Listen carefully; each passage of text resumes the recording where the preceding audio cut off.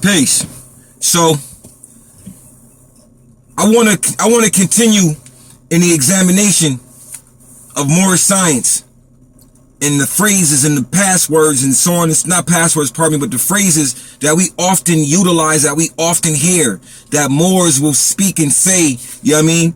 And to analyze them, to see if we actually really believe and practice when we quote these words. Are we actually in practice of these words? You know what I'm saying? So here's one. We hear it all the time. Man knows naught by being told. Man knows naught by being told. Now, my thing is this.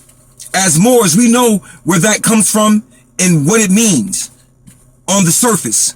But are we practicing it? And what I mean is, just because another Moor, somebody who wears a fez just like you understand, will come to you and bring you information in regards to other beings or other people inside this movement, is that the right thing to do? When they're bringing this information to you, one of the things you should do is ask them, number one, first of all, why are you even bringing this information? What's your intent? Number two, we have an Act 3, which deals with false accusations, slander, gossip, and so on and so forth. You understand what I'm saying? So the thing is this. Moors, we say that man knows naught by being told. But you know what? Many of us allow and practice the opposite of that. Because just because somebody wears a fez, or somebody's a grand sheik or has a title or whatever, and they come to you and they begin to gossip to you about other people, you know what I'm saying? The first thing you should do is say, well, we need to get that brother or sister on the phone and verify it right on the spot. When the person comes to you bringing you that nonsense about another person, you need to call that person on the spot and put that person who's bringing you that information on the spot.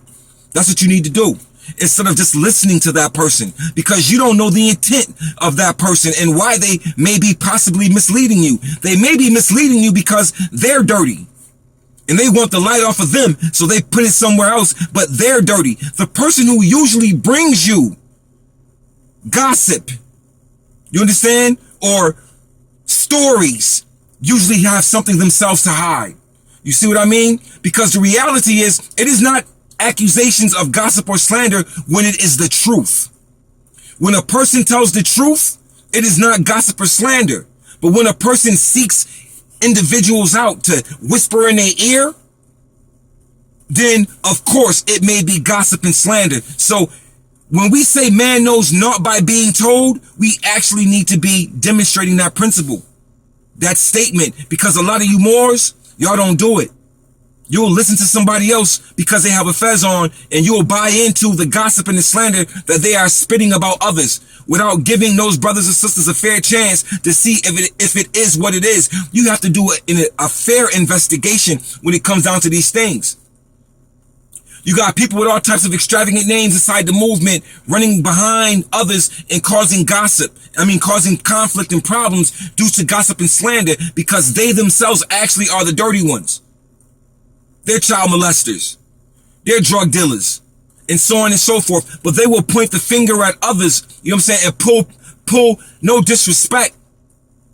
But some of you Moors is weak when it comes down to the gossip and the slander, and you will let somebody slide in and tell you about somebody that you already know about, tell you something opposite, something dark about this individual that you already may know, that you have already established a rapport with, spirit to spirit, soul to soul. But you listen to the darkness because you know what?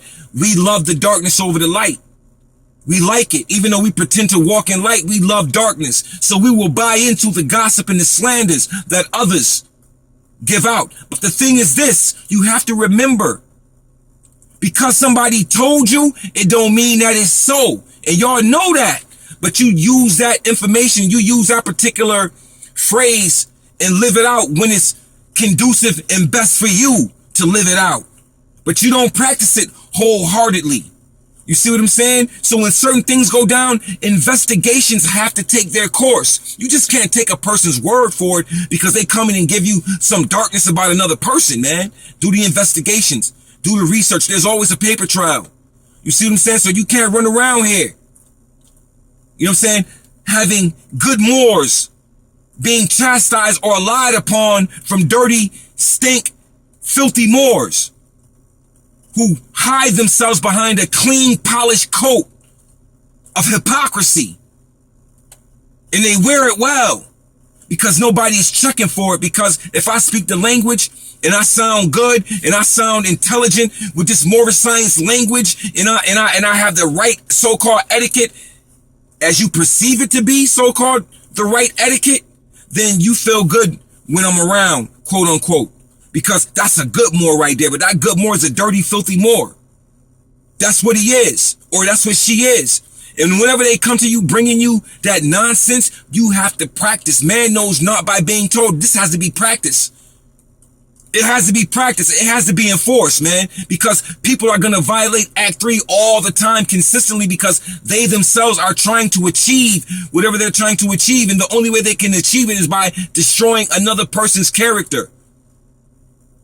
It happens to me all the time. The same people who smile at me and say, Islam, Muslim, Islam, brother.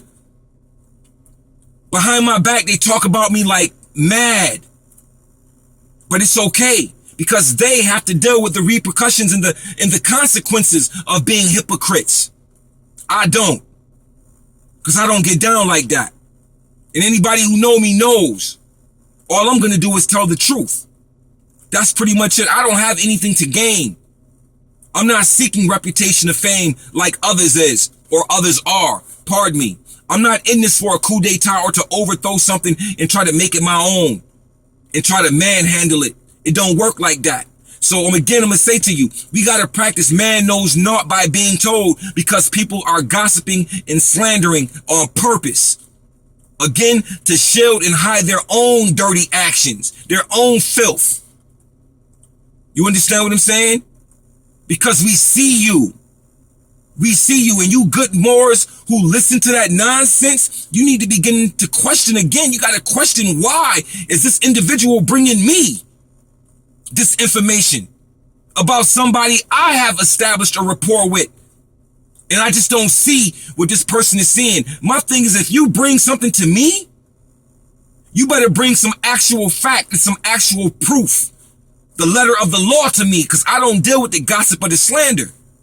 I've been gossiped and slanderized, and you know what? Whenever it gets back to me, I always clean it up. And what I mean by that, I tell the truth. And a lot of times, the gossip and the slander don't get back to me because somebody came back and told me. It's because I'm dialoguing with people and I tell history about this town and what things that have happened. And then people say, oh, I heard that story, but I heard it a different way. Then I show proof. Then I pull things out and show things. You see what I'm saying? So you can't lie on me. All you can do is lie on yourself. And for all of those Moors who practice gossip and slander in darkness, it always comes to the light. You ain't hide nothing behind you. You know what I'm saying? I know who hates me, but I smile at you every day and give you Islams and say peace to you. In any measure, it don't make me a difference because I don't hate. I don't have to feel that energy. You understand what I'm saying? I've mastered that. That's a waste of energy. Jealousy, anger, those things don't bother me. I'm not jealous of nobody. And nobody should be jealous of me. Nobody should be jealous of me. And you shouldn't act like it. Because it's weak. And it shows the feminine characteristics of men who want to be or pretend to be men, but are actually feminine in a lot of ways. And it's a shame. You understand what I'm saying? So man knows not by being told. And that is what we need to practice and examine when somebody brings you that gossip. When somebody brings you slander, you need to put that person who's bringing it to you on the spot right then and there and say, well, let's call this person or let's get this other person on the spot to verify what you're saying or to back it up. Don't let somebody come in and bring garbage into your cipher and then walk out and then leave you mentally tainted or mentally stained by some lower self nonsense when you know better. How does man allow another man to control them with gossip and slander? Or to control the actions they may make with gossip and slander, or to have them detach themselves from others with gossip or slander without doing proper investigation? Something is wrong.